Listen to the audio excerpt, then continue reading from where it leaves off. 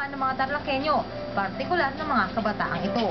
Pinaka-magaling na president sa ano. Siya po yung kumbaga... Siya po yung nagpalagaan ng demokrasya para sa kalayaan ng mga tao. Pabor po ako na maging national hero din po si Cory.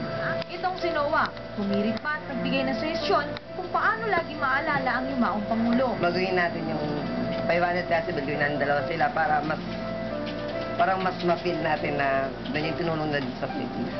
Si Manong Nick at mga kasamahan, naabutan pa naming abala sa pag-iimprenta ng mga mensahe nila sa mga dilaw na t-shirts. Paraan daw nila ito para maipakita ang pagmamahal kay Tita Cory. Kundi dahil sa kanya, ang demokrasya natin wala pa rin. Sa pagyaw ni Tita Cory, mananatili umanong bayani sa mga puso ng Tarlakenyo ang tinaguriang Lady in Yellow. Walang iba kundi si Ginang Corazon Juanco Aquino.